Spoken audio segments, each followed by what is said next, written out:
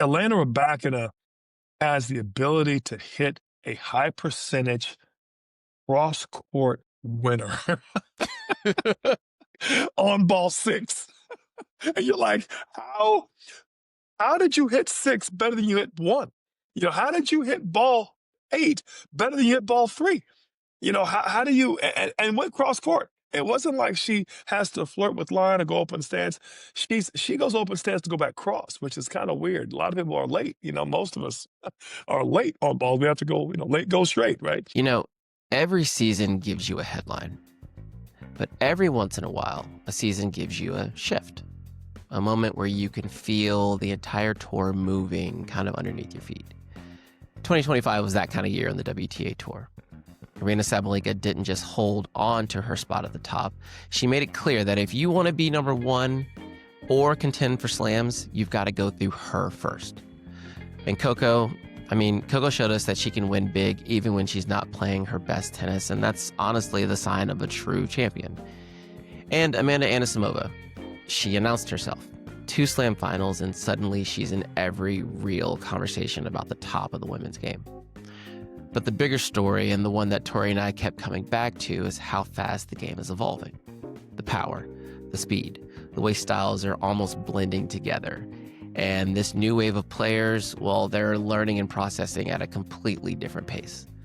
So this episode isn't just a recap. It's us asking what actually defined women's tennis in 2025, and what does that tell us about what's coming in 2026?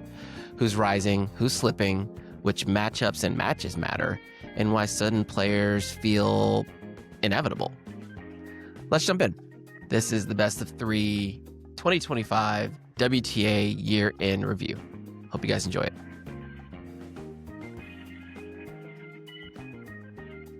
Alvin, you heard it right here. Number 1 and 2 next year will be Rybakina and Coco Gauff. Jeez. I think that Sabalenka will be doing good to hold on the top 3. Wow, what a way to start a podcast. We might as well just stop now, because the internet trolls are probably throwing all their fingers at all their keyboards right now. But that's fine. That's fine. Hate. If I had a couch, you know where my feet would be right now. But let's just get into it. It's the best of 3 WTA 2025 year-end review. And at this time of year, a lot of our other tennis podcast brethren are going to be doing their wrap-ups here. It's kind of nice to do it right before Thanksgiving here in the United States. And it's been a very interesting year on the WTA Tour, to say the least. But not only on the court, off the court, but for us here in best of 3 land, we just hit our 1 year, and it's been a grind. We've been out here grinding, and it's been a lot of fun. And having this space to go on record and talk about the things that we're seeing in a very public forum makes watching tennis for me even much more enjoyable, because it forces me to be critical about what I'm seeing and not just enjoy the ride, but really, think relatively deep about the tennis that we're watching. Yep. I had a quick flashback. I don't know even who sung the song "Grinded." I do. Clips. That's Clips. Those are my boys. Clips. 757. That's right. VA Stand Up. It's I actually saw them in concert like 2 months ago. They were back on tour. That's awesome. It was a full circle moment for me. But those are my guys. Well, there's grinding right there for you, and hats off to you. Exactly. Hats off to you. This was, I know, your brainchild. Absolutely. If you told me a year ago that I'd be doing some podcast, but I'd be like, podcast, killing me. What, how do I even get connected? It's just been an absolute fun ride. I'm going to tell you on a personal, Alvin, I appreciate you bringing me along for this ride. I have not had so much fun watching tennis as I've had in this last year. That is one part the podcast, that is one part the quality of tennis has been off chart. I mean, phenomenal tennis, especially on the WTA side. And I think it's one part we're starting to come out of, as I said a year ago, that post-Serena era and the post-the Big Three era, for all intents and purposes, for the men. We're starting to see new champions be crowned. We're starting to see new players start to ascend to that top. And the three-legged stool, right? You've got great talent coming up, great quality matches, and a lot of parity. Mm-hmm. And you got a reason, right, to check in, to find out. And it's many, many, many times, as I'm sure you have, been wrong about my prediction walking in, but it's also continued to shape what I'm seeing because you're starting to see many of these players are young. They're still trying to prove themselves. They're still figuring some things out. And so what I said at the outset, which I'm sure we'll get into later and unpack a little bit, I'm just starting to see whole new level of tennis. Let's kind of break it down there though. So we talked about this a little bit before, and this is how we're gonna proceed in today's episode, as opposed to just kind of running through every single player in the top 25, top 30, whatever it might be. Kind of broke this up into groups here, right? So we've got what I'm calling the top of the mountain group. And obviously the rankings are what the rankings are, but the task was for both of us to give our we're going to go top 3 players this year, and then we'll leave one for honorable mention. And then we'll go into our who is that in that next up group. And as we kind of refine this, it's like, okay, if we live in a world where 2 players don't make WTA finals next year, like don't finish top 8, who are going to be the players that usurp them? And then we'll go into kind of buying players who were buying their stock, and players whose stock we're selling, and we might also touch on some of our favorite matches this year. So I want to start where we should start, which is the very top. Okay. Yep. All right. And to mention, like, this is kind of the same thing you talked about, right? The parity this year, we had 4 different women win Grand Slams, right? We had, Sabalenka had a very dominant year, but it wasn't dominant in the way that she would think. She was dominant with her consistency. She was always there, right? She finaled all 4. 3 of the 4. She hit 3 of the 4. Final 3 of the 4 Grand Slams. So that's a really. She had a fantastic year, but other ladies were also hands down. Yeah, hands down. It was. Yep. I mean, she did all the things, right? She won a slam. Yep. She finaled some slams. She got to the semifinals of the one that she didn't final. She won 1,000s. Got to the finals of WTA finals. Got to the very finals of the very last tournament of the year. She was the if you're gonna win a slam, you got to go through this right 100%. Here. All roads go through Aryna. All roads go through Aryna. I think, and for that reason, we both had her obviously number 1. Hands down. We've waxed poetic about her, podcast over podcast over podcast over 100%. podcast, and well deserved. Very much so. Let me say that. However, it also, her lack of dominance at racking up some of the slams this year also speaks to some things, and that's what I know. We'll get into that later, but that also tells you that as consistent as she has been and is, rightfully, year in number 1, there are a few styles that match up very well to her that I think don't bode well for her going into 2026. I don't want to pontificate too far, but I think it's important to note. Yeah, let's touch on that though, because I think earlier in the year I did bring up the idea that is Sabalenka having trouble closing tournaments, like actually she's getting to a lot of finals, but at this point, I think this was probably right around Wimbledon, maybe right before Wimbledon, but she had not yet won a Grand Slam, and obviously she went on to do so. But we were seeing her. I posed it as having trouble closing tournaments, but I think if you look at the entire 52 weeks in a rear, it took Herculean career efforts for some of these women to beat her in these finals. For sure. Madison Keys played the match and tournament of her life.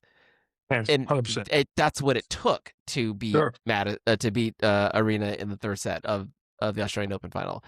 She lost to Coco in the final of French Open. Coco had to do everything Yep. run for her life, make Yep. balls for her life. Yep. Amanda Anisimova played one of my favorite matches of the year in the Wimbledon 100%. semifinal to beat Aryna 100%. Sabalenka. 100%. With nothing to lose, I might add, With and nothing to everything lose. to Yeah, gain. And so again, all roads go through Aryna, and then to do all that, right? To come into the fourth slam empty-handed, so to speak, and to still knock off and do the thing, and to then follow up with very simple success in the WTA Finals, to me speaks volumes. I love Aryna. I mean, there's no question about it. I feel not only is it well deserved, we don't need to go on anymore about her. I'm giving her the highest accolade possible, and I'm calling her the Serena 2.0. fair. I've said that from the beginning, Yep. so I don't think you can't go any higher than that. So trust me, I love what she's done for the game. She's exciting to watch. She's developed her game. She's got nuance. She's got defense now. She's got a slice. She's got different ways to hang in there. She won't just bash you. She's handled her own demons. You name it, she's done it. Unfortunately, Alvin, the game of tennis is all about the next shot, the next tournament, the next year. Yep. And that's where we are right now. And I am as concerned about our current and resident champ as I am as encouraged and thankful for her last year. And this past WTA Finals was a little bit of a tremor of the possible earthquake that could hit in 2026. That's all I'm going to say. Interesting.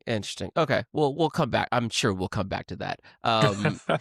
Okay, so my challenge here was with the top with our top of the mountain list here was like let's cut it to 3 and force ourselves to be really force ourselves to be judicious here. All right, so at number 2, you had Coco Gauff. Yeah, I did not. Yep. At number, you had Coco at number 2. Yep. Tell me why you have her there, because you have Amanda Anisimova at 3, right? I also have Amanda at 3, but I do not have Coco at 2. So let's talk about how we feel about 2, the 2 spot here. There's a huge difference to me between Iga, who is a phenomenal player, and in my opinion, the current leader in Grand Slams, if I'm not mistaken, of the current players that are playing right now. You have to beat the man. In order to be the man, you got to beat the man, right, so to speak. In this case, beat the woman. And Iga has been that person. And the tour is grateful for everything she's done. This is more than a thank you for your service. She has been the WTA Tour for many, several years and many Grand Slams up to this point. I gave Coco the nod for 2 distinct reasons. Number 1, Coco has pushed the other top 3 or 4 players farther than Iga has. Number 2, Iga's Grand Slam came through someone other than Aryna. And that's not to say it came through Coco. And I will say that, her slam came through Anisimova in an unfortunate walkover slam. That was obviously Amanda's first time. Looking at the head-to-heads in the slams, Coco went through them all, including Aryna in the final. Coco wasn't even playing well, Alvin. She suffered with her serve and forehand for the majority of the year. If anything, coming through this end of the year has showed me that Coco has another gear left to go. I've got a motorcycle, Alvin, and the first time I hit 6th gear, I didn't know that my bike had 6 gears. And I was like, I won't say how fast I was going. I was excited that I could go another X miles an hour. And and that's what I think is happening with Coco. Now, that's not to take anything away from Iga. Iga is that player. But Iga got through because Amanda knocked off Aryna, and she knocked off Amanda. And I feel like it was a great match with Sabalenka and Iga, but Sabalenka came out on top in that French Open semi. And so I just feel like in all these situations, if I had a tie break, they both won a slam, right? And I got to give the head-to-head. I got to give the head-to-head of the one-on-one. I have, but Gauff has beaten Iga pretty routinely. So when I start looking at the situation, I said to myself, and I feel like Coco wasn't even playing great most of the year. She played well, don't get me wrong. Didn't have a bad year. If this is a learning year, Alvin, you heard it right here. Coco Gauff could be number one, if not number two next year, without a shadow of a doubt. She's improving. And I can't say the same thing about Iga, at least not right now. Okay. Why do you have Iga? Let me answer the question with the question. Why do you have Iga and not Coco? Let me address some of the things that you said earlier. Please. Right. Okay. Yes. In this year, Coco had the better of Iga, right? 2-0 this year, right? Beat her 4-4 in the beginning of the year, beat her 1-1 at the end of the year, or on clay, I think it was in Madrid, right? Okay, fine. But prior to that, in their career, if we're talking about their career, right?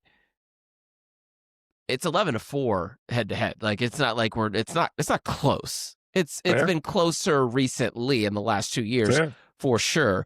But it is not like it's not close. The reason and the other hasn't been close. Hasn't been close. Yeah.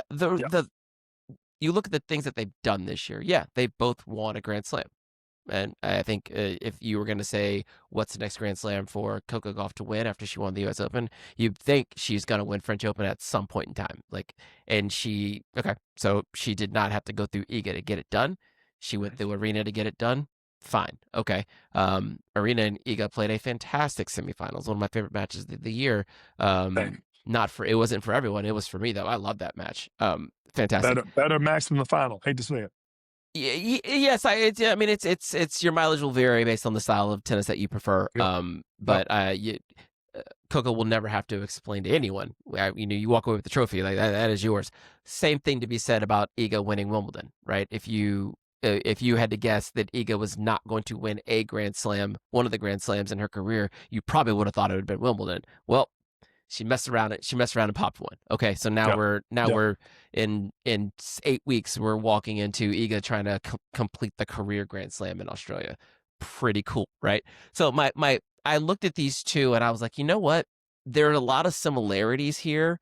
Like they both, their record at 1000s this year wasn't great, right? They both Coco won 1, Iga won 1. Did she win 1? Yeah, she won 1. Iga won a 500. Coco did not. Smattering of semifinals, 3 semifinals, 3 quarterfinals for Iga. 2 finals, 1 semi, 1 quarter for Coco across those 1000. So they were there, but nothing great. The big differentiator here for me is their performance at the Grand Slams, right? Iga had a down year, finished 3 in the world, and it's not a bad down year. Semifinal Australia, semifinal Roland Garros, won Wimbledon, quarterfinal the U.S. Open. Okay, if that's a down year, we'll take it. Coco, quarterfinal Australian Open. Obviously, she won French, right? So we're about the same. First round of Wimbledon, round of 16 at the U.S. Open, and in the matches the Grand Slam matches she lost, they were bad. Badosa took her apart in Australia, made her look kind of like a child. Lost, I think, Yastremska in the first round of Wimbledon. I'll almost give her a pass for that one because that turnaround is really tight after Roland Garros. But she showed up to play, and you're a Grand Slam champion. You're number 2 player in the world. You need to show up and get that. You get through that match. She did not. That's 2 years in a row she got taken apart at Wimbledon. Last year, I think it was Navarro took her apart in a pretty raw kind of vulnerable match. Okay, we go to U.S. Open. This is Coco's house. She's done well here. American crowd. Naomi takes her apart, right? Yep. So you say she's getting better. I push back and say she's effectively been the same player for 3 years. And for someone who has won 2 Grand Slams and never been number 1 in the world, I think this is what she is. And you say, okay, she won a Grand Slam without playing well. What does Coco Gauff at a Grand Slam playing well look like? Because she beat Aryna Sabalenka. Okay, then. Okay, so that is the Coco Gauff experience, right? It's never as bad as you think it is. It's also never as good as you think it is. I 100% agree with both statements. Wins matches, She And gets both through it. can be true at the same time. Absolutely. She wins matches, Yep. right? She wins the matches, but I think my personal opinion is this kind of, the forehand might get incrementally better, but it's not going to be a weapon. I will I've tell seen you, it. Alvin, it was big in the WTA Finals, best I've seen it. And I want to make a point here, Alvin, because I'm going to push back on wouldn't have thought that Iga would have gotten it. It's not Iga's fault that she got to the finals and played a starstruck Amanda Anisimova and won 0-0 in the finals. She That's not did her that fault. to Amanda as well. Like I'll push you back on that 100%. Her presence, her presence. She has no presence, Alvin. She beat the girl 1,000% who was starstruck and played the tennis of her life the match before. Here, you heard it right here, Alvin. I have nothing against Iga. I love Iga's game. I love her mentality. I love everything about her. This is not anti-Iga, but I have to cut it. And this is not anti-Coco either. This 100%. Well, I get that too. I am simply saying that I got to push back on one thing. If I had to deal with the tiebreaker in this year, and the tiebreaker was head-to-head, and how did they play against each other and against the others, especially as the year drug on. Felt like with a slam each, to your point, 1,000 each. Heck, you even mentioned she had 500 more than Coco did. With serve struggles, forehand struggles, and everything else, and a miserable Grand Slam experience for the last two, I felt like she finished the year looking better than she started. And that, to me, calls that a learning year. I don't think that Iga was playing terrible. I think she hadn't found her groove, but she hadn't found her groove because other players have displaced her. She's still as good as she always has been. She didn't have any service woes. She just doesn't have a big serve. And the girls were starting to figure out how to attack her. And they'll do the same thing to Sabalenka next year, and they'll do the same thing. The crowd catches you at some point. That's what makes you be number one so tough. This is nothing about how good she is. It's about how much better I think Coco matched up to her specifically in the head-to-head, and the body of work being even. I have to say, look at that tournament, Alvin. And I'm not going to go into depth about her Wimbledon win because I take nothing against Iga. But Iga, in my opinion, played a better match against Aryna in the semi than she played all Wemby.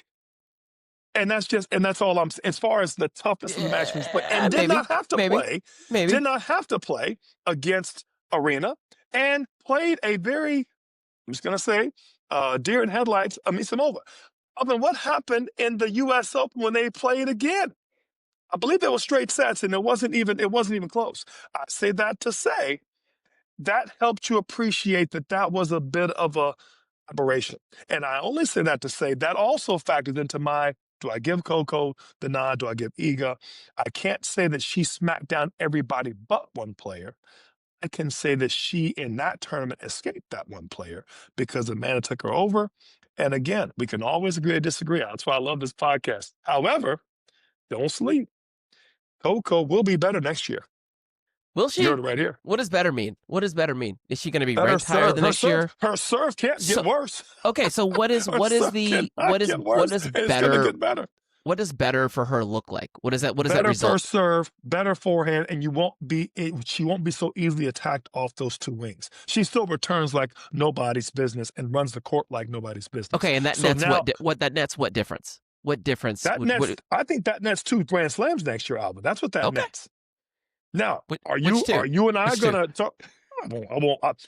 Depending on whatever two she's playing well in. She doesn't matter the surface, Alvin. You know that.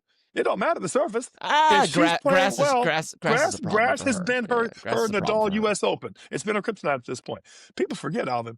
Nadal went about 8-9 years. He didn't even get to the second week of the U.S. Open.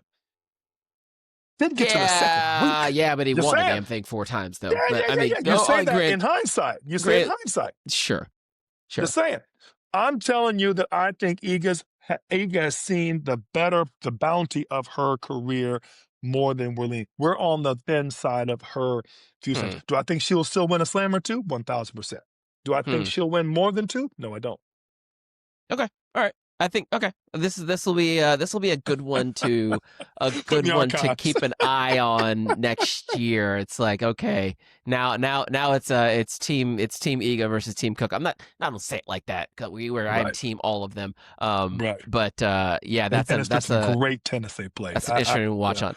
But Yep. one player, the number 3 player that we both agree on would be Amanda Anisimova, right? Yep. And we've waxed poetic about Amanda. It, you, when you final back-to-back Grand Slams in a season in which you've never been into a Grand Slam final before, that says something. Very similar to Jasmine Paolini's 2024, right? 100%. Very, very 100%. similar, actually. But did it her way, in that she played the best of the best and went through the best of the best, right? Got to the Wimbledon finals by going through Sabalenka, got to the US Open final by avenging her Wimbledon finals loss and going through Iga Swiatek, right?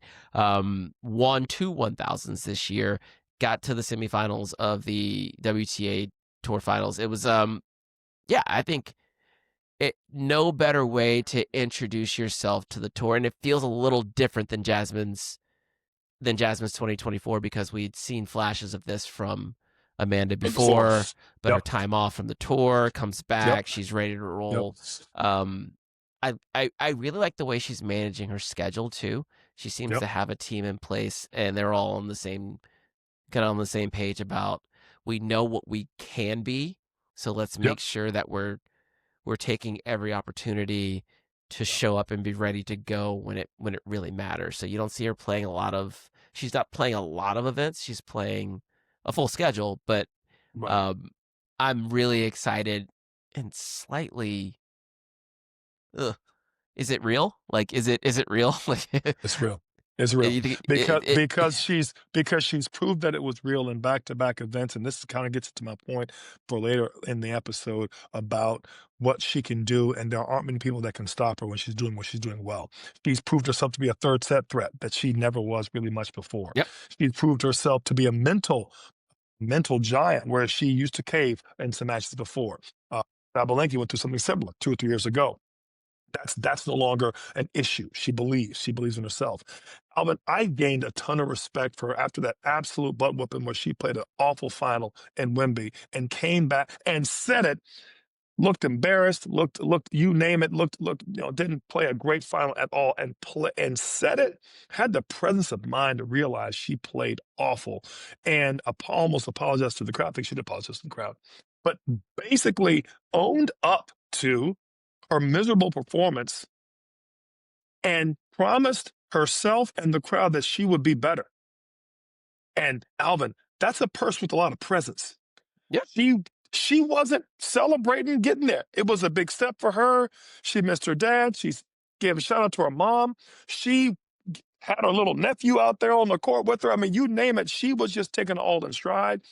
I don't think that changes in 2026. I've seen the girl since the days when she was 10, 11 years old, playing 9, 10 probably, playing my girls 12s nationals years ago back in Atlanta at Windward Lake Club. Alvin, I'm telling you, this girl's for real. She's going to continue to make some things happen. She is, in a lot of ways, with that backhand, she's the yin and yang to Sabalenka's forehand and serve. She has in returns and backhand, and her serve ain't terrible, and her forehand ain't bad. So you got to look at this whole thing being what it is. And so I think that we're only going to see more good things from Amanda.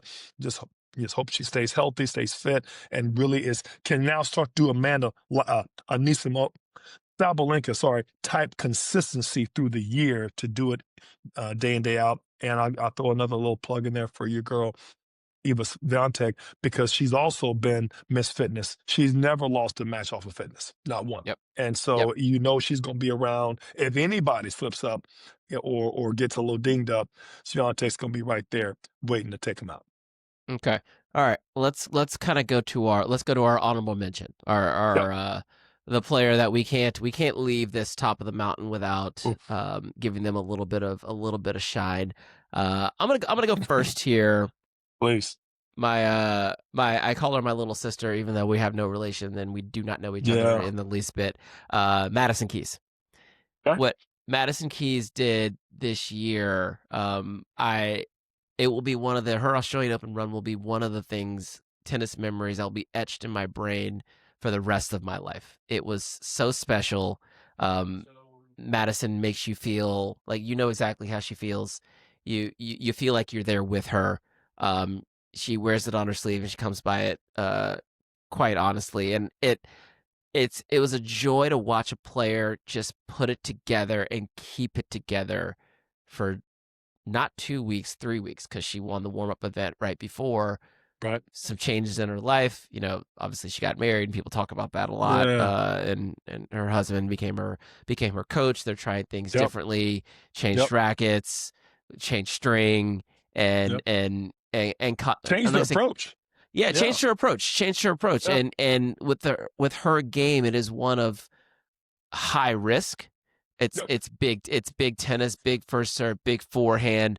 Will pull line at times that she has no business pulling line. But for those, especially that second week of the Australian Open, that magical run, she played within the if there was a bubble that a player can play within without it themselves. popping, she was on the Right. edge of that bubble, Right kind there, of for sure. pushing out of it a little bit, but Yep. never popping the bottle. And she rode the rails for Yep. 2 weeks, or a better part of a week in that second week of that Grand Slam. It was a beautiful thing. Great tennis to And watch. her beginning of the year from the warm-up event through Australia, Indian Wells, even up to Roland Garros, like made the quarterfinals there. Yep. It kind of, I would say, regressed back towards the mean the rest of the year and got a little banged up, but so it goes. But I don't care. You're not taking that away from her. She is older too, Alvin. I think you understand that as well as I Sure, do. yeah. Wasn't it 2017 when she played Sloane in the U.S. Open, which was in recent memory. So and we haven't seen, not to compare, but we haven't seen Sloane get back to that sort of Grand Slam form since then. And while she looks very cute, very very, I'm gonna say very accomplished in the booth, by the way. Shout out to Sloane at the in her new commentating role. She is not uh, Grand Slam uh, finals worthy at this point in her life. And I say that to say for them both to be in that same final, and then for one to try to get hers 7 years later, 8 years later is a big deal. I am with you. She was always Lindsay Davenport 2.0 to me. It's ironic that Lindsay was a coach when Yep. in the early days. Um, I love the tournament for her. Uh, it's a little hard for me. We're closer to 2026 Australia than we are to 2025 Yep. Australia. Yep. It's a little hard for me to see that she will repeat that. And I think she's 30. It's hard to think that at 30 that lightning can strike again. I'm very happy for her. Very happy for all that she's accomplished in the game. Whenever she bows out, it'll be a wonderful career and clearly Hall of Fame. And I really hope she's going to continue to make an impact in the game at some point. I don't think she will threaten. And I want to make one side comment here. Her not having a great rest of 2025 is also what, in my opinion, puts the conversation between Iga and Coco, and Anisimova for that matter, so much in contention, because the fourth winner of the Slam went away a little bit. So we're now really thinking about who can repeat, who is still relevant, who's in that conversation. And unfortunately, Madison is not at this point in time. Will she be again? I would say it's possible. It's just not likely at this point. More importantly, that also puts that much more stock on the ones that are. Make no mistake, Alvin. Let me say this: the fastest serve and the fastest forehand on tour. Period. So it's not like, regardless of who's hitting a good ball, she still has it. She still owns that. Unfortunately, at 30, it may not be easy the foot speed may not be there to track down the return of said forehand and the said serve, but she will go down as one of the best to have played, especially with a ball striking. And I think you said it, bubble, play within herself. She maximized. I'm speaking of her in past tense. Forgive me. I'm talking about this past year. She has maximized every bit of what she had to do or what she was given. And this year proved that. as if we needed any reminder of it for the last 10 years. You referenced, and well put, the 2017 U.S. Open, when obviously Madison made the final, lost to Sloane Stephens. One day we're gonna go back and look at this that 2017 U.S. Open. Mm-hmm. Sloane Stephens beat Venus Williams and Ash Barty in the same tournament. Same tournament. Was playing ball then. Was playing some Oh my absolute ball. God. Playing ball. Like that's 100%. she earned that one. She earned that one. 100%. Obviously took out Madison in the final. She beat Cibulkova in the second round. Like Yep. she beat 5 seeds in that tournament Yep. shouts to her. Yeah. She's great in the booth. Also, people who are spending more time in the booth these days, friend of the pod, Chris Eubanks announces his retirement. Yeah. He's gonna be on TV a little more in a suit instead of shorts. And he's obviously he's already one of the best out there doing it. Great. He agreed to it was interesting. In October I hit him up and I was like, hey, it's been a while, but would love to have you come on the pod. He's like, I've been waiting for the invite. But he said I got some stuff going on right now. Let's do it after the Australian Open. I was like, what do you have going on right now? What cryptic kind of message is that? I put it in my head. I was like, yeah, I think I know it. I think I know what that is. And then 8 weeks later, 7 weeks later, he makes the announcement. But Chris, I'm talking to you. We'll see you soon. No doubt. All right. We'll keep bouncing forward here. We kind of cover the top of the mountain here, and if I want to look at this through the next group through the lens of the top 8 who made the WTA finals, right? We've had some fairly consistent attendees in the last few years. Anisimova in golf. I mean, Anisimova and Keys in this year, replacing Krejcikova, and I don't remember who else was there last year. It might have been Navarro. Can't quite remember, but it's not really that important. Sounds right. If we were to fast forward next year to the WTA finals, give me 2 players that you think would replace 2 players from this year's WTA finals. So or 3, I'm gonna first start off. They're gonna be there. Let me see if I feel that strong about it. Number wait, one. I didn't give you your honorable mention to begin with. Rybakina. I mean, that was a and she's a great segue into the whole conversation. Number one, let me go in reverse order. I think Keys won't be there, and that's my let's start there. And I think Rybakina will. So I'll come back to Rybakina in a little bit. Enough said with Rybakina winning the WTA final. I think it's not too short of a pair to dive off of on that one. The 2 people that I think that we might be slipping on is that will likely be there is Mirra. I think Mira's going to be right there. She was pretty close to getting it this year. I think she was 9 or 8 or maybe got hurt or whatever the case was before she went to the whole thing.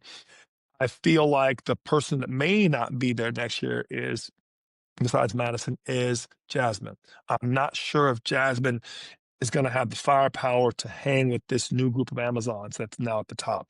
There is just a whole lot of power. And as good as she is, and as good as she's going to be at the 500s and the 1000s, she's still going to be as good as she is. She's going to have a little bit of the Leighton Hewitt syndrome, in which you are going to be a bit of the fly in the ointment more than you're going to be the favorite when it comes to the 6-footers, 5'11ers like Sabalenka, Rybakina, Anisimova, etc. And so that will mean, especially going into next year, she will face them in quarters, not in semis. She will face them in potentially round of 16s, not in quarters, and so on. And so just numerically, it's going to be a tough year for her to do that, to repeat what she did. She will still be just as tough. She always has been, always will be. But like it happened to Leighton, the shorter, quicker, counter-punisher type players, they tend to have a little bit smaller of a shelf life. Go back to Michael Chang days. I mean, that you do what you can because you're that fast, you're that quick, and you're just a little ahead of the game. I just don't know if she can do that this next year. The third person I think who may or may not be there, if I really had to just pick one, and it's a tough one because I love JPEG a lot. Here it is. There it is. I'm just saying. But JPEG to me is another one that's right there. She's right there on that Mendoza, just because I could just see the next if Mira comes of age like I think she's capable of this next year. You got Rybakina coming through there already. I just feel like there is another player, and I'm not sure it's Alexandrova. I just there's three other players that I think that could come in there and hold sway if they are healthy and doing what they can do. And I just don't feel like I feel like she's still the litmus. She's still the litmus test, but she just doesn't have the weapon. Same thing with Jasmine to Yep. hold them off should they be playing well. And that's what I'm gonna say. Will it go through? Will she give it up easily? Heck no. You're gonna have to come take it from her. And same with Jasmine.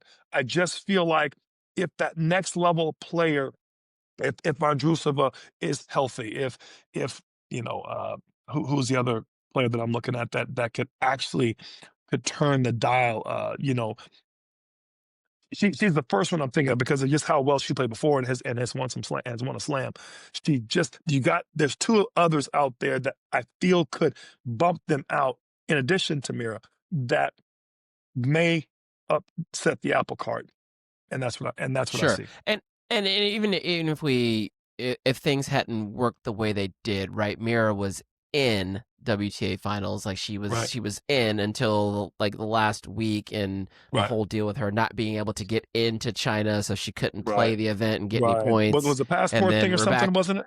Yeah, maybe I think it was a visa issue. And then Rebecca, when was able to get a few points and get in, so she usurped Mirra. So the Mirra thing is like she's there. We feel like she's there. She just wasn't there for almost on a technicality. So but with that being said, so it's either her or Rybakina.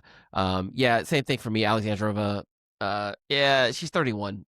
She had a great year for her, but it was if you look at her kind of career arc this year, was very abnormal. I have a hard time seeing her duplicating that next year, especially with no real high end results. She was just like extremely consistent this year, and that's kind of the difference between the top 8 and the rest. It's to be 10 through 25 in the world. It's a merit of consistency, not necessarily because of your top end. I guess that's how numbers work out, right? But no shame on her. Same with Benchich, same with a few others, right? It's a job. It's a job. Like it's a tour. It's a job. It's a calendar. It's a job. But if we're talking about staying power, which I think is what we're talking about, if we're talking about who can actually impose their will and who 8 times out of 10 get it done, Aussie, French, Wemby, U.S., then you're talking about some of the bigger guns, and that's what this year showed. I'll give you my kind of take on it. I think let's the easy answer is Mirra Andreeva is likely going to be in. Now she did win a couple of that's easy. That's probably everyone's call there. Easier. Easier. Zheng can win. That's Queen also wins. me cheating a little bit because she was in last year. She got hurt this year. Didn't play much after Wimbledon, so a lot of points rolling off. So that's just kind of that's a math thing. Like if she's healthy, which I assume she will be, she comes back. She's 23 years old. Like she's already shown that she is top 10 material and was in 2024, and is still entering, on the precipice of entering her prime. I feel like that's if Keys and Paolini are sliding out, then I feel like Andreeva and Qinwen are sliding in. Okay, that's actually pretty easy. I'll push myself a little bit further and say, okay, if Pegula slides out, and I'm not saying she is, I believe she could be usurped by one of 2 players. Naomi Osaka is going to finish the year top 20. And didn't really do much until like August. Right. Exactly. Toronto but she showed her / US Open. Correct. Yeah. She finals Toronto and then she semifinal US Open. Right. That's what, and a handful of decent results at like round of 16 at Miami, round of 16 Rome. But that's really about it. So with and I say that to say, yeah, that ranking's being propped up by effectively 2 tournaments, but those 2 tournaments were fairly recent, and I love the form that she showed in coming into the summer hardcourt season, right? And so that gives me confidence that she's back, like for Yep. real back, and now she's got nothing but green space in front of her from Australia all the way through Wimbledon. Points as well as Like confidence, and all those opportunities she missed early in the year, she has not. And now didn't she's she ready to win? roll. 100%. Sorry to cut you off. Didn't she win 2 Aussies and 2 USs? Wasn't that her 2 form? Aussies, 2 USs, yeah. In her when You she have was to at the top of the respect game. her.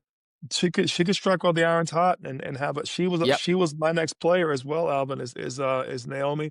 I'm with you on that. I think Naomi and Andreeva are 2 of the current Grand Slam winners. Obviously, Naomi won more, that are lurking in the field that could come through. And I know I keep talking about Andreeva, but I just say it because her game matches up well to the top, and she's had wins against the top, and she's always played them tough, if not beaten them. And so that's why I mentioned those 2, and I think they're both right there. I know you're high on Nosková. I know you're high on a few other players. You were high on Clara Towson, I think, before, and there's some others that are coming through. Hova, I know you are big on.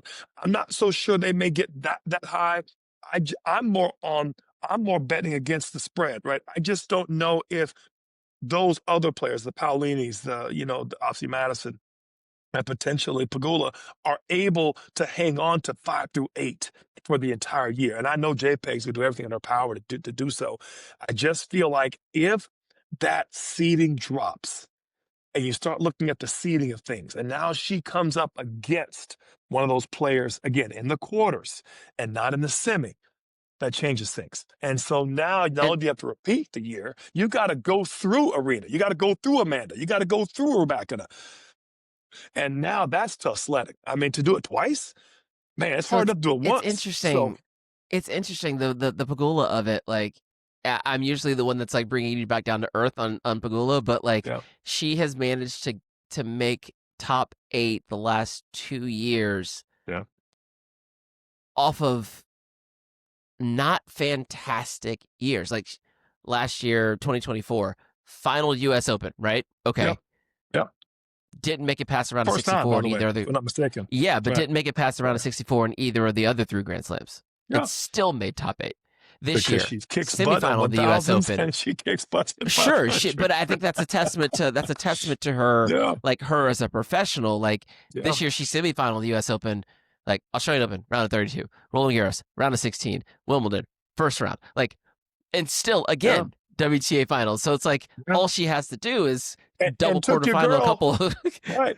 And took your girl back in a 3. I mean, she had the closest match with Rebecca, if I'm not mistaken. Yeah. Oh, trust me. I mean, you ain't got to sell me on my girl JPEG. I'm less confident that anyone's going to be usurping JPEG. But if my dark horse, and you just mentioned her a second ago, Linda Nosková, who is also she's also the torchbearer for my a stock that I'm buying. Linda's done the thing that you quietly done the thing that you look at as a marker for a top player. I'll take you back to 2022. Right? So Linda Nosková is 21 years old. Like, let's start there. 21 years old. Young. She's going to finish the year ranked 13. Okay. Yep. That's a good sign. Those are things where she's young. Got it. Boom. She's already top 20. Okay, cool. 2022, she finished the year ranked 91. Okay. 2023, she finished the year ranked 41. Cut it in half. 2024, she finished the year ranked 26. Damn near cut it in half again. This year, from 26 to 13, we've cut it in half again. What I'm saying here is that's what you look for 100%. your like if you don't get there right away, like that's the kind of progression you're looking for. 100%. Exactly. And she's not doing it, and now she's 28. She's 21. She's 21. And so great call. I'm earmarking that. That. As you should, and she's continued to do the darn thing, which I love. And again, a very good player. I just, until she goes up to me and I get to see a little more of the head-to-head with some of the top 10, And I had a similar situation with Emma Navarro when she first came out, a few years back, about 3 or 4 years ago. Knew she was good, of course she's good. But how is she gonna? She has the potential to be top 10. How does she do against the top 10? And I think that's where I'm going with it. And I think that's where the jury's still out for me. Uh, I think Emma has a put up or shut up year next year herself. Speaking of her, and Mm. where I think that Nosková is one of those. She'll be a player coming up. There's two other players who we had phenomenal years and great results, who didn't necessarily have the rankings, but they were pretty far out. And Mboko and Eala, which I think are also a couple that not necessarily top 8, but they certainly deserve to be honorable mention because of the way and the number and the level of players they beat slash had results against. So that's, and I mentioned those two as my honorable mention from the standpoint of certainly more than flashes in the pan, but just didn't have necessarily that same follow-up result as they could. And yet did it enough times in the year for me to feel real good about their success, where a girl like Louise Boisson, who had a phenomenal French and unfortunately failed to quality in Wimby, that to me speaks volumes about the level of ball she was playing, and didn't really hear from her much for the rest of the year. So I say that to say there's a bunch of players coming up. It's a great year. God, we're picky. You know what I mean? We're just so picky. We've been blessed to be this Well, picky. Yeah, she got the semis of French, but I don't know about her. I mean, think about what we're talking about. We're being very, very arrogant to a point right now. There's so much there though. There's so much there that you mentioned that I wanted to talk about. Like Lois Boisson is I think that is her deep run at the French Open was fantastic, but Phenomenal. almost not the thing to be paying attention to. Like she was Red a up and coming player. Well, she was an up and coming player who got hurt and then had to kind of restart again. And yeah, she had a great run at the French Open, but she's also been playing good tennis. Like she didn't get to Wimbledon on account of just the kind of the cutoff in the timing and whatever, but has also continued to play good tennis the rest of the seasons. Like she had a fantastic year. 30 and 14 on the year. Like she's doing it. Like she's doing it. I think she lost last round. We will be talking about her at a different. Oh, for sure. Yeah, we'll be talking about her, I think, at the end of the year next year. Want to kind of go back maybe to your not top Emma 8 Navarro. is what I'm saying. Yeah. Sure. Yeah. Not yet. And she's also relatively young, 22 years old. And I think there is some limitation with that game style that, all the things we talked about with those women who are in the top 8, like what it takes to get there. I question if that seems a bit outside of her reach. Serve's also not fantastic. So whatever, we shall see. But Emma Navarro, okay. She's going to finish the year at about 15, right? Yeah. Which is a great year. She finished the year at 8 last year. Right. And that last year was her kind of coming out party, effectively first big year on tour, and crushed it. Maybe second year on tour. And then this year, we talked about it as much in our year interview last year. It's going to be hard for her to back it up. And I think with Emma and her game style, once you figure it out, you kind of got it, right? Like the players who are going to beat her know how to beat her, and it's somewhat straightforward for those high end players who can hit her off the court. So I think the onus is on her to beef up her, her stock, right? Like it's her stock of weapons. She's got to retool. Yeah, I mean, kind of give me what you're looking for, because you follow her game pretty closely. Pretty close, even through juniors, even before she went off to UVA. Love her game, by the way. Love her attitude. Love the way she competes. If I'm going to put her in the same, and this is a compliment, I'm putting her in the same category as, and in order, Swiatek, Jasmine, and then her, in that order. They are great counter punishers. They are very... They take returns early. They do things you don't necessarily see. She, of the 3 I mentioned, isn't as quick to take time away on the return. She, of the 3, is a little more neutralizing and a little more dependent on errors from the other side. And she, of the three, doesn't have any part of her game of that three and of the top 10 that I can say that's a bad matchup for 1, 3, 5, and 7 in the top 10. There's not a bad matchup. She doesn't do much to hurt those other players. And that's why I think she slid from 8 to 15. She's still just as good. The others inside the top 10 are just bigger, a little better, and they have strokes that can go through you. You mentioned Boisson a second ago. How many times have you seen Emma Navarro hit an inside-out forehand, Alvin? About 75% of the time, right? And so now you've got the down-the-line backhand, which kills you. And that's to your point of with Lois. All four of the top four have phenomenal backhands. I mean, phenomenal, not good, phenomenal. I mean, it's not even close. And the biggest way to defend the inside-out forehand is a downline backhand. Well, I got news for you. All four of them had huge backhands. So that's a matchup nightmare for her. And so now you're looking at, well, what else does she do? Well, she's fast. She's scrappy. She has a slice. Great.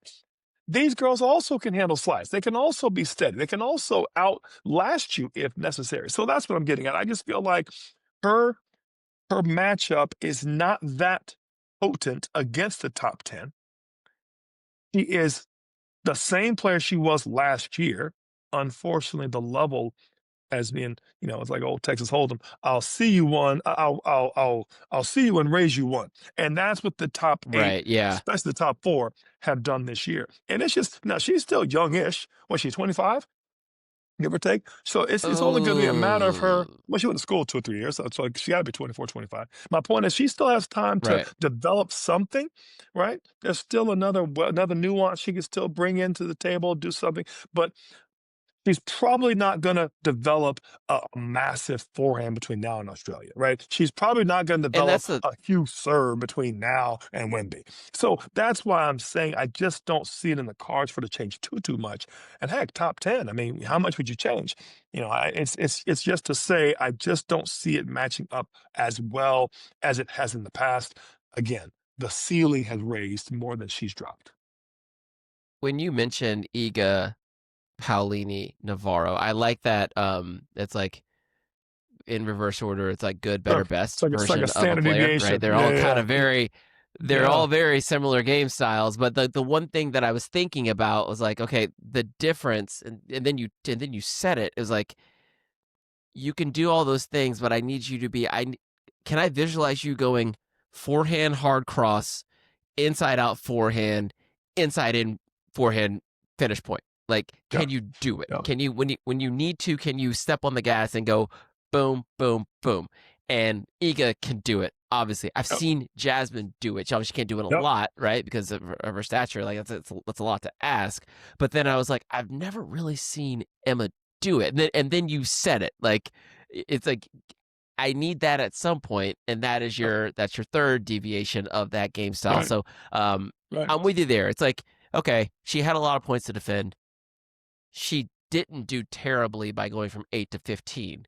Now it's like, okay, this is our baseline. Now can we get ourselves back to the top 10 this year? And I think that's a very similar, very manageable. But we shall see. I also feel very similar. Yeah, I feel very similar. Maybe less well-known player, but also a very similar story. Dina Shnaider, lefty, German, played at NC State. 2024, hits the tour, finishes 13 in the world. Right, I think she won 5 titles or something like that. I was like, whoa, what is that? Extremely crafty, like a lot of matches under her belt, like at the collegiate level, and then obviously moving into the to the women's tour. But this year started off almost horribly. Did not have a great year, but was able to kind of get it back together a little bit towards the back end of the year. She did win a 500 down in Mexico towards the end of the year, but was able to kind of salvage that ranking. She went from 13 to 21. And a very similar story there. Like, not a lot of firepower, but left-handed, not right-handed, and crafty. So I like that. That's one of those players. She's on my buying stock list. Like, I trust the lefty. Yeah, Of course I do. Who can manipulate the court, right? She can work. Yeah, seriously. She throws in a drop with the best of them. Good God, she does that, and she sells it, and she can follow it up with a pretty decent rip forehand when she can. You know, at least Yeah, she'll go take that thing line. Yeah, she can take a line on you all day. She's one of those lefties that keeps you off balance. She doesn't just hook you lefty pattern all day. She'll slap line on you all day long, and I like that part of her game. I'll be honest, she's the one I'm looking forward to. She's that threat that's always lurking in a tournament, and I feel like in some ways I kind of feel like Eala might be a similar version, but I would hate to play. I would hate to play Shnaider. You know what I mean? Where as far as or coach right. against And she's not German. She's Russian. I said German. Yeah, she's not yeah, German. She's Russian. yeah. I thought she was, but yeah. Dinira Safina, I think is her coach. But she's. Right. I want to make sure I get that Yeah. that corrected. Okay. Oh, Dinar was a phenomenal player. I remember watching Dinar out there, man. I love watching Dinar. Man, she was good. She just hit a clean ball. And she had just a tenth of Murat's moxie and just better than you. She would have won. Did she win a couple slams? I think she won a couple slams. Or did she get as much of finals? Dinara. I think she won one. I thought she won one and got a couple finals. We covered this recently. I think she did win one. Love Dinar. Great call right there. Buying and selling. Before we pivot, there were two players that you mentioned, and I want to make sure we cover them somewhere because I don't necessarily know where they're. Victoria Mboko and Alexandra Eala. Right. Eala. Yep. Both in the top 50. Mboko's 18 in the world right now. Alex cracked the top 50. I think you're a little higher on Alex than I am. I enjoy her. I don't expect a ton more. Mostly from that firepower standpoint. Like why are you higher on her than I am? Feel like she will only get a little bit better. She will only get the skills that are already there. There's enough firepower to go through the top 20. I don't think she'll get much past top 10 because I think there's a wall there. I think we got Appalachians, then we got Rockies, then we got Mount Everest and K2 up there as you get to the top 8 and top 5. But I think she matches up very well to the top 20. Obviously, she's already there right now. And like Mboko, I think they both have holes in their games, but I think they manage them both pretty well. Mboko needs to show up the serve, and I think Alex needs to get a little bigger of a serve, but she doesn't have a terrible serve now, and I feel like her style, her coming forward are pluses. Also lefty, which I know you like, and I feel like with the exception of being a little more cagey, like Shnaider, I feel like she actually matches up better, and her backhand is pretty darn good, Alvin. So I feel like when a lot of the lefties, I feel like if they're hiding the backhand and protecting a backhand, I kind of like, I see a lot of good players. I was just watching some stuff before we came on the air with Janice Chen, and a beautiful player, nice game, kind of a throwback, but kind of an Ons Jabeur will play with the slice. But I just don't know if that's going to make it inside the top 20 going forward. I love her game, love watching her. I think she's a player to watch for next year. But you're not going to beat people Steffi Graf style in 2026. You're just not. You know, and it helps you appreciate how big Steffi's serve and how big Steffi's forehand was back in the day. So Eala to me has all the parts that have a little bit of improved serve. I think she will be top 20 for sure. And she matched up well against better players this year to get there. It wasn't like she just went through and she knocked off some players, Alvin, to get where she did. And it didn't have a couple other bad tournaments to follow up. Just didn't necessarily finish. And she's not going to be a top 10er, don't get me wrong. But I feel like she's closer to being complete than Vicky. I think Vicky's got great game, but that serve could be some issues. And I say that after watching another Black player who played phenomenal for 2 or 3 years and has 2 slams now, who's now finding the time to work the serve progressions in there. get that serve worked out now, and she could be I'm talking about Mboko, could be a true top 15, top 12 player going forward if she gets that worked out. I think Eala is a little closer to there already. We'll see. Yeah, kind of two things Honorable there. mention Like category for Eala, sure. they're sure. I mean, and being lefty, and this is very similar to what I talked about with Emma Navarro, right? The ability to, go cross court with a forehand, go inside out with a forehand, and be able to sting inside in. Like that's like a tried and true pattern that any righty who is going to be able to take their game to someone should be able to do. For the lefties, Right. it's a little bit different, right? You're going to get a lot of. Ideally, you want to go like cross court forehand to a righty's backhand. Like you want to kind of stay in that space. But then when the righty eventually pulls line or leaves one middle, more so pulls line, the ability to cut that ball off, move at an angle, and hit that backhand hard cross court. It's almost more impactful than. But sorry, hit that backhand cross court. But like, it's almost more impactful than being able to go around and hit the inside out forehand, because it does kind of come back a little bit to a righty's running forehand, which then puts the lefty a little bit in a precarious position based on where you hit it. Right. I say that to say she has that shot. She can go lefty, heavy, roll, cut off the angle, take the backhand hard cross, and you can make a living on that shot. Like if you can do that well as a lefty, especially one who's not tall, using your speed as a weapon to cut that ball off, fantastic. Vicky Mboko. The big story is starts the year at 330 something in the world, finishes the year top 20. Wins also starts the year off. She's playing in the minor leagues, the challengers of the WTA Tour. Starts the year off winning 22 matches in a row, 4 straight titles. Right, loses to Coco Gauff in Rome in 3 sets. Right, that was kind of her breakout. Who the hell is this girl? And then double qualies, Roland Garros and Wimbledon. Makes I think she did win a match at she won 2 matches at Roland Garros.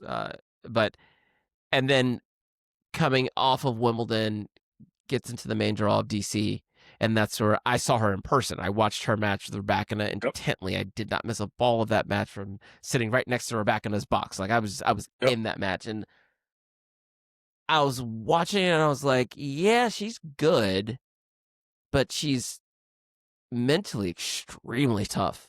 Extremely tough. Like Rybakina came out, opened up the kitchen sink on her, and she was, I mean, she took the haymakers, settled, and then proceeded to start building her way through that match. She did not win that match, but then she was able to, the very next tournament, bring it back around, beat Rybakina in Canada, win the Masters 1000. Unfortunately, dropped off. Beat Osaka in the final.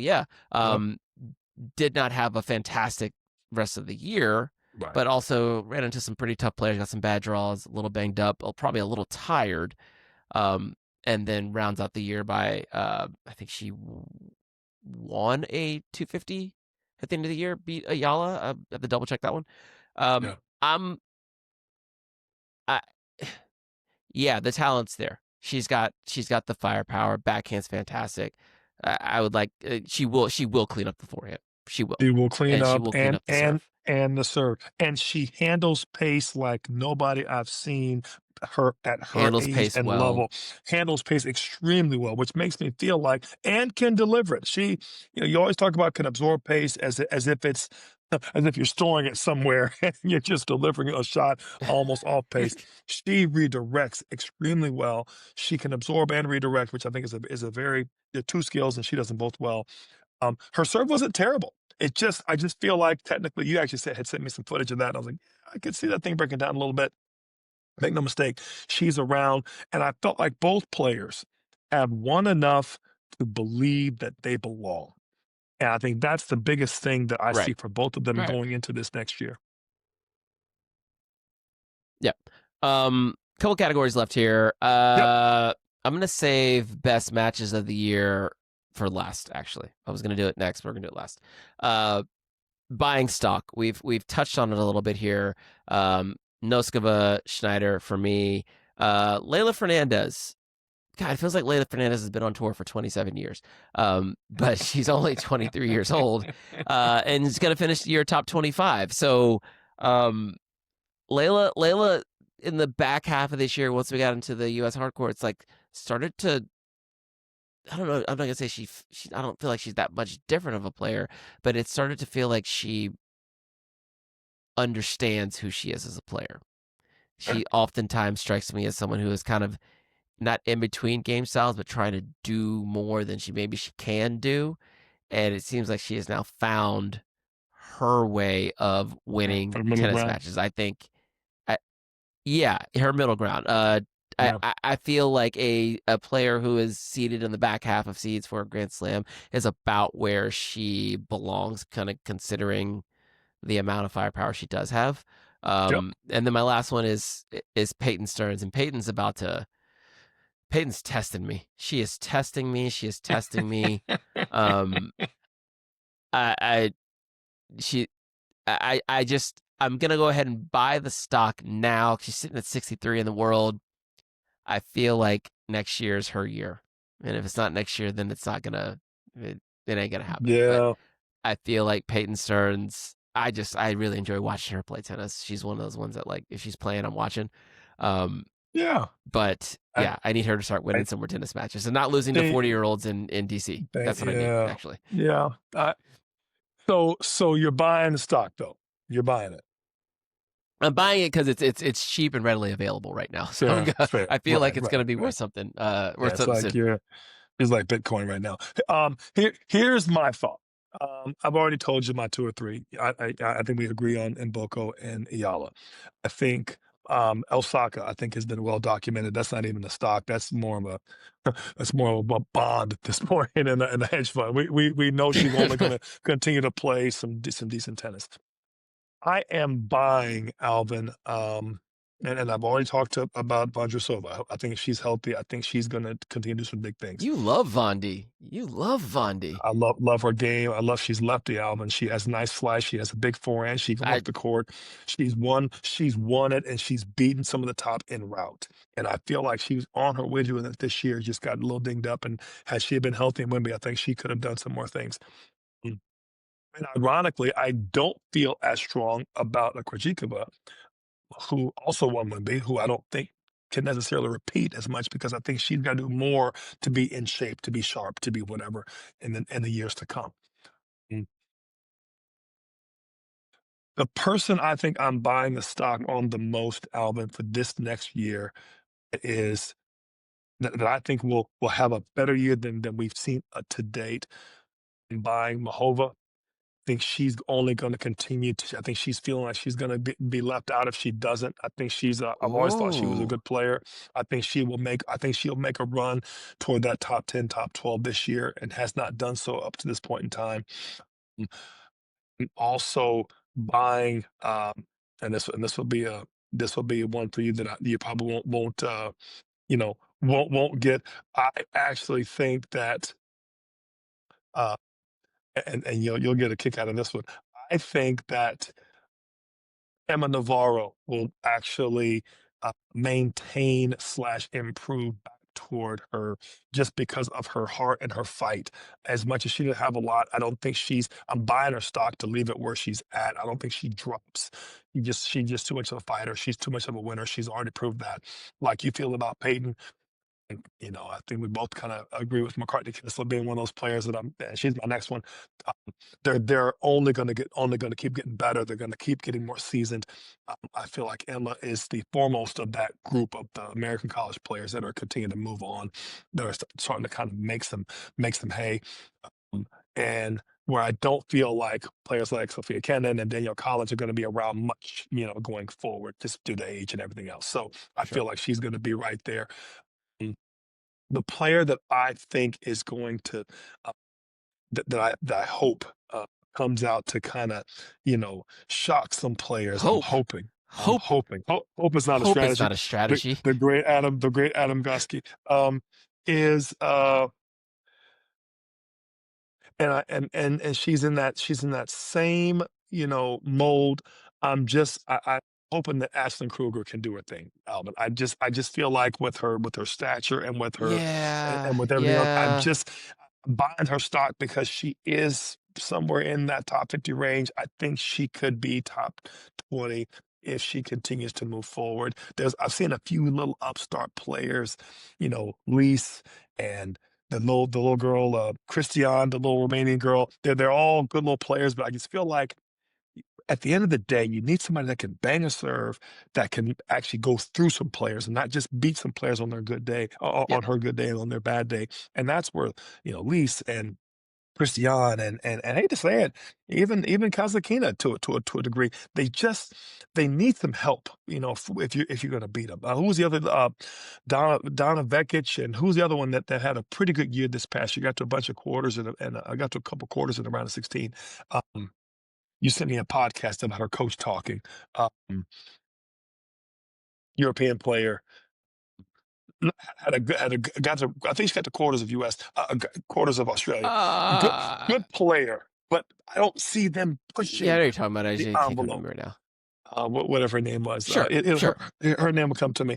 But my point is, I say that to say, Is it Magda Mr. Lynette? Kruger, Was it Lynette? Lynette, that's exactly what it was. Magda Lynette. See, exactly. Magda Lynette, Those yeah. kind of Yeah. players, those kind of players to me are ones where I feel like they're just great tour pros. They're great tour pros. They're solid all Yeah. day long. Yeah. But nothing against them. It's a Nothing. job. Nothing. It's a job. Right. And they are gonna be there as they're as good as a day is long. However, they're not necessarily they're there to beat you on your bad day. They will point manage and game and set manage you out of a match. Feel like that's actually the feather in the cap of the Ashton Krugers, is she can just get her serve down and hold and really start getting some breaks in there. She's the female equivalent, in my opinion, of the Alex Mickelson. Just needs to contain it all and put it all together. And they're fun to watch when they're playing well. Interesting. You can really see in them. That's why I got to go there because of the upside. Is where I'm going to. Is there a Sure. lot Sure. per se to prove to me that she has that? Not necessarily, but there's a whole lot that she has shown. And to me, if I have to buy upside, I'm buying an upside with a 6 foot tall girl with a huge serve and a nice forehand. So I got to go Right. with that. Exactly. You know what I mean? Exactly. I'll err on the That's side fair. of You 6 feet. mentioned. Sure, that's safe. That's safe. You did mention a player which is interesting because I have her on my selling stock list. So you're buying Karolina Muchova, and this Yeah. is going to pain me to say I'm actually Oh, pushing all don't my do it. Muchova stock in. Oh And man, I mean, Muchova's like man. she is. I've said this many times on this. She's my favorite player to watch. I love watching Karolina Yeah, Muchova, but part of being a high performing professional tennis player is being able to perform professional tennis player things on a regular basis. And the sure. same thing, this is something that's going on in the Czech Republic. I don't know what's in the water, but she is not healthy enough. And now Right. we're pushing 30. Not to say 30 Yeah. is the end of the road or anything, but like Yeah. if you're healthy coming to 30, that bodes well for you to play to 33. Sure. But she's often injured. Yep. And when she's playing, she's a delight to watch play, and she's an Yeah. extremely effective player when she is playing. But if we can't play enough, now our ranking Right. starts to suffer, and we're not getting the ability to work our way Yep. into tournaments. We're having to grind through the first few matches, and she It's true. almost grinded herself into the ground at the U.S. Open, and wasn't able to bring the goods when she needed to towards the end of that tournament. So I'm actually pushing my Muchova stock in. I want off of That's that a narcotic. that's a funny mention. I would have said the exact same thing for Paula Badosa, and the exact same. I would have just inserted a different name, although she was hurt for the good Right. chunk of the year. But the same kind of. So I can't argue with the logic. At some point, some of this is an emotional play here, right? It's more emotional and a tie and a preference for play than it is the numbers. But I feel the same thing about Paula. After her beatdown of Coco, I don't Coco. think she played a good match slash played a match that I can remember. After that, I think she came back a couple times and It wasn't sure quite felt, ready. yeah, I felt that way. You know, Yeah. I felt like I didn't see her for the remainder of the year. And let's face it, with all the tall timber coming in there now, it's going to be very hard for her to get back into the top 10. So, and she also, like I said, numerically will start to fall into those top 4, top 8 sides of the draw, round of 32, round of 16, much earlier. And I don't know if Paula's going to beat her best friend Aryna anytime soon. I mean, let's just be honest. I mean, she's Arena's a lot of things. Consistency is one of them, and she's pretty good on all wings. And if I had to say, well, who could she beat in the top 4? I have a better answer. Yeah, and to Paula's credit, she does. She's often injured, but when she does play, she does enough to stay relevant. Like, she will Yeah. play the Oh, for sure. 1000s, and she kind of consistently will get to the round of 32, pop a R16, and then, like, you do that enough over the course of the year. That's again, it's a job, right? Like, Yeah. enough to get invited back next year, enough Yeah. to For maintain a sure. top 30 ranking. Like, she'll be For seated in sure. Australia. Like, a lot of points to defend in Australia, Sure. because I think she A semifinaled it lot of last year. points to But defend. that's tough sledding. And that's why I thought her Another ranking player was that gonna. I Yeah. I'm saying I want to say this real quick, and that's yeah, also well, why coming up that fast, it's going to be hard to play that level of tennis. And that was her one big tournament last year. So, it's going to be very, very difficult numerically to repeat it in such short order and to have the same year. And without that, numerically, she falls into the Venus flytrap. Go ahead. yep, and I'll even tack on upvote the same thing with Belinda Bencic. Oh, for sure. Great year coming back, getting back to the level she was at pre-child. Um, Yeah. I just don't. Yeah, I'm just not.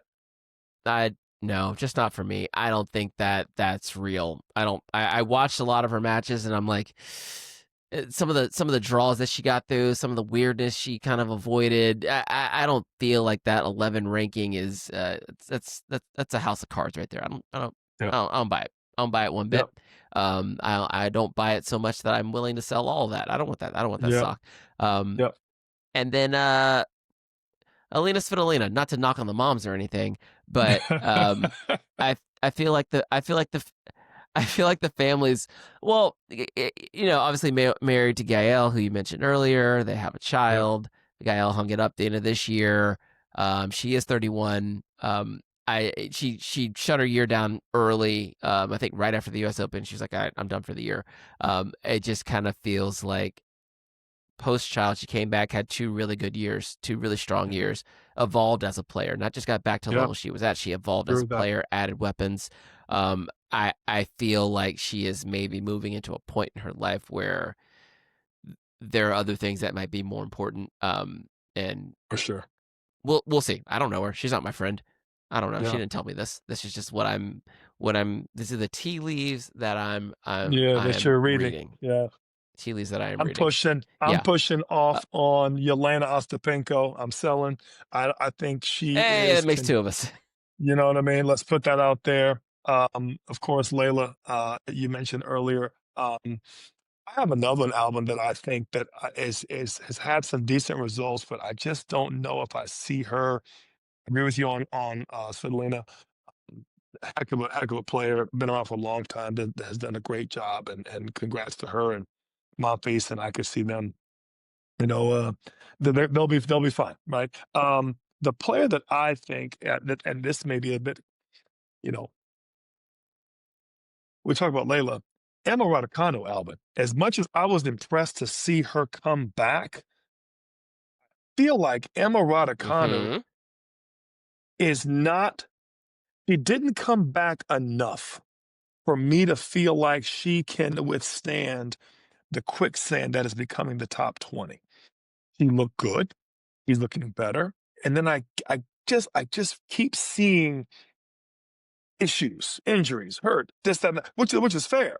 But I kind of got a feeling like if if you've won one, and we all know that that was a bit of an aberration, her and Layla's final, feel like he understands the level. He's been coming back now for 5 years. And I feel like 5, 4, 3. How many years has it been? Has it been 4? I think it's been 4. 3? 3. I think it's been 3 years. When is her latest play? What, 2020? Had to have been 2020.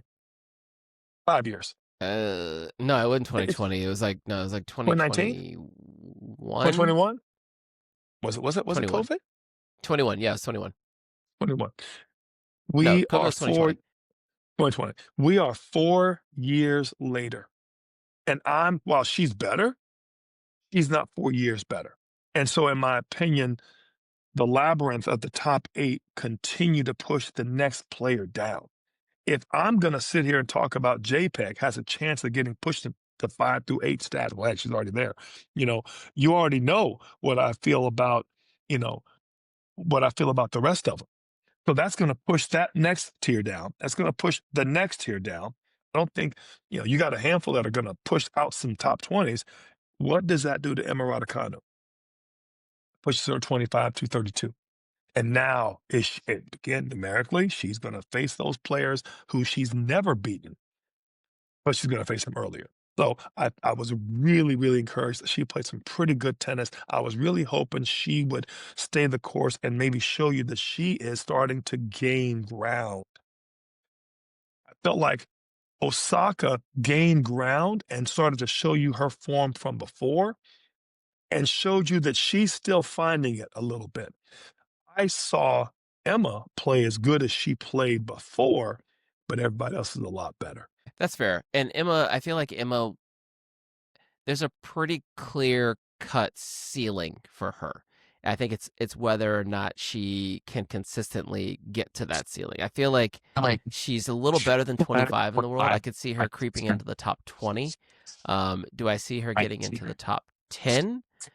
No, because there's some things in her game that will not allow her to beat those players like a Sabalenka or an Iga, or I mean, she beat Anisimova I think once this year, but that feels abnormal. Yeah, so yeah, I think the ceiling with her is probably a little bit higher than 25 in the world. I think she can get into the top 20, but we've kind of seen her bump into the Sabalenkas, bump into even the Kalinskaya she has trouble with, like Iga. It's like if someone can dictate with the forehand and she can get pushed around a little bit, that's just kind of, that's what she is. But still no big serve, still not a huge weapon off the return.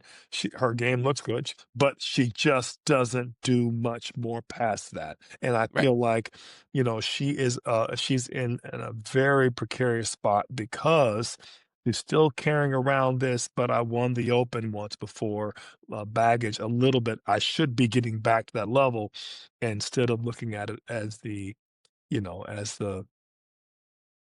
as the moonshot that it was before. Sure. My last player of stock that I'm pushing in. This is going to be this is an odd one because she's so young, 22 years old. Clara Towson. I not for me. Not for me. Okay. I just can't, like, she's going to finish the year right around 12, 13 in the world, which sounds fantastic, but that's a final to 1,000, semifinal another one.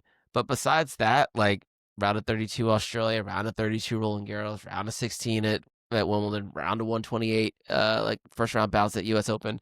Like when I watch her play tennis, like there's nothing about her game. Obviously, big serve, big forehand. She hit the piss out of the ball, but she does not move well, and that is a non-starter for me. As far as like, I'm gonna believe in your ability to build upon this. That's a which is, she's been on the tour for a while. It's like maybe 4 years or so. She came on tour kind of early and has had some injuries. Has kind of found her game. Okay, she's 22. She's top 15 in the world. Those are things that I just spoke positively about Linda Nosková for the same thing, but numbers aren't everything. Right. They're not everything. So I'm just I'm gonna go ahead and put that on the board. Yeah. I don't think she's backing that up next year. Yeah. No, it's going to be tough for her to be sure. It's a lot of people, and I'll be honest, Alvin. When I look at the top 30, there's 10 of 13 players that I could see that may not be in that top 30, next Sure. year for Yeah. as it always is, but for various reasons. And so again, it's going to be interesting to see. It's going to be interesting to see for next year.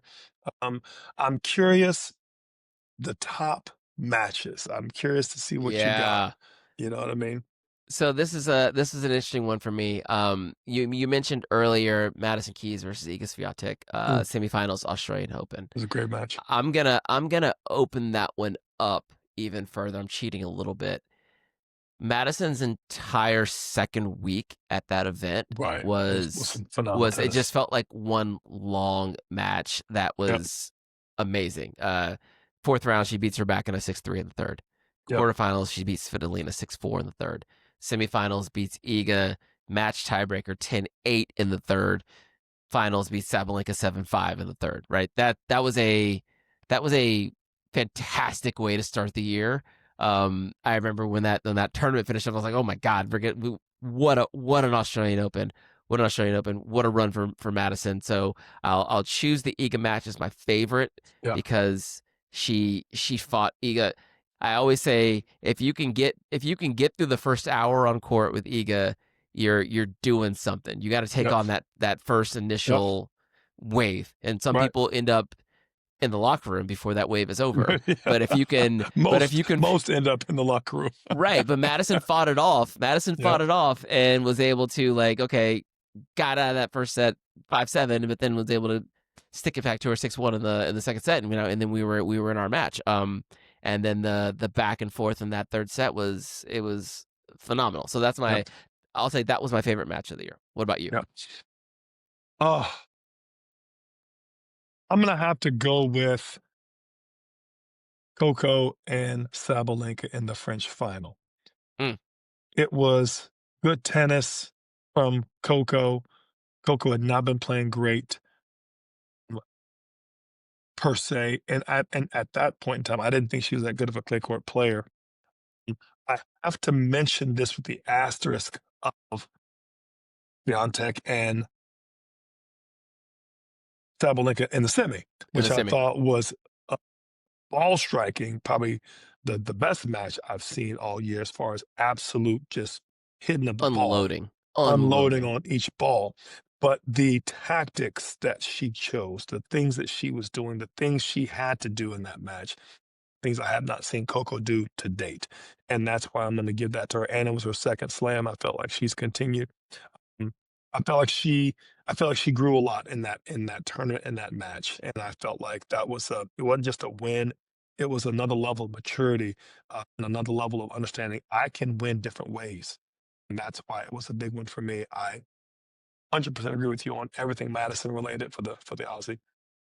And I just felt like it's hard for me to give a semifinal my top billing, Sure. But Sure. if I, when we come to 3-4, clearly that Swiatek and Sabalenka match of the French, and for that matter, the the Anisimova, Sabalenka match semi and the Wemby were up there pretty high. But for what we're talking top, that was one of my favorite for what it was. Yeah, and we had a lot of we did these lists independently. We had a lot of crossover here. So Iga versus Sabalenka, Roland Garros was my second favorite match of the year. I felt like I could through the screen I could feel both women had something to prove, and they were just like, no, I'm going through you. We're not. There's no BS about this match. Like we've never up until that point they had never played in a Grand Slam before, which is kind of crazy. Right. Considering had they been 1 and 2 kind of back and forth the last 2 or 3 years. And yeah, they were just going off on each other, and it was amazing to watch. It was so much fun. So yeah, that was my number 2 match as well. I had a little bit further down Anisimova versus Sabalenka, which you touched on in Wimbledon. And that's a fun matchup. Yeah. Like that's a fun matchup. There are only a few players that can really take the racket out of Aryna Sabalenka's hand, and Amanda Anisimova is one of them. One of them, yeah. One of maybe 3, maybe 2. maybe definitely 2, maybe 3. Yeah. And so like that was the kind of not not coming of age, but like welcome to the party moment for Amanda Anisimova, like taking down Sabalenka in the semifinals of Wimbledon. That match was like you could feel she was getting tired. Sabalenka was holding on, trying to get across the finish line. It was just it was a beautiful match to watch. It was a beautiful match to watch. Also a beautiful Rybakina versus Vondrousova at US Open was on Louis Armstrong. It was a night match. There was I can't remember who was playing in Ash. It was not like very well attended, but those women were they were also unloading on the ball, but they were both doing the best version of themselves out there. Vondrousova ends up winning that match and then pulling out in the next round. But like Rybakina's going hard, Vondi's going like lefty hooks, drop shots, carving, absorbing pace, redirecting. It was masterclass from both of them. So that one was a lot of fun for me. Who is she gonna play the next round? Sabalenka? I believe so. Yeah, and then she goes out and hits the next day, and then before the match, and then pulls out. Yeah, I'm telling, and that's why I keep giving your girl Vondrousova so much love, because I'm like, yeah, that's similar Wemby too. She was right there. I think she came up, pulled up a little lame in one of the matches and didn't do so well. But those matches like that is why I still feel like she's relevant. I agree with you. I think, and again, and a heck of a match for. It's kind of funny how you start. I almost want to do a take on all of Rybakina's losses this year in slams. Like I almost want to do a recap, because you mentioned Madison for Aussie. Like I almost want to find out, who did you run into? Because for you to do the thing you did at the WTA final, who did you run into at Wemby? I remember that match because she lost that one, but was kind of dinged up and was taped up. I don't remember what happened there in the French. And, obviously 1,000 is a long year, but that was there was a bunch of roadblocks, for Rybakina up until this point in time. So she lost to Iga at Roland Garros in the round of 16. Right. And then she lost to Claire Towson at Wimbledon. Right. Which is a weird match. A little weird match. Right. But yeah, and I think she was dinged up in that match, and that may have been because I felt like Clara went through that match and was looking like the player to beat, and then kind of went out, just kind of like got blitzkrieged in the next round herself. And I was like, right. I was like, you didn't get really tested from the match before. You know what I mean? So yeah, kind of had a chance to improve her stock, and then let a goose egg. And then I know your last one was Rybakina versus Sabalenka in the WTA finals. Yeah. And I don't mean it so much that the quality was just unbelievable, although it was solid. It was in the laying down the gauntlet of the match. I actually thought the JPEG match she played was actually a lot closer in score, but the tactics between the two. God, Elena Rybakina has the ability to hit a high percentage cross-court winner on ball 6. And you're like, how did you hit 6 better than you hit 1? How did you hit ball 8 better than you hit ball 3? How do you, and went cross-court. It wasn't like she has to flirt with line or go open stance. She goes open stance to go back cross, which is kind of weird. A lot of people are late. Most of us are late on balls. We have to go, late go straight, right? And she's late and goes cross, and it's a little unnerving. And I think that's what hurt. That's what hurt Sabalenka in that match. He's like, where are you going with that ball? And she's hitting it service box corner, not cross court in the corner. She's It's so cool to see with her, because like to your point about like she'll hit ball 8 bigger than ball 3. It's like they're in a rally and then she'll hit that winner, and it's like Sabalenka hasn't even come out of her split step yet, because how the hell did she hit it so much bigger than the ball previous off of a well hit ball? Right. It just like kind of makes no sense. She messes up the calculus, Alvin. She messes up the calculus. You typically hit a little bigger so you can't get hurt, but you hit bigger, you get hurt worse against Rybakina when she's playing well.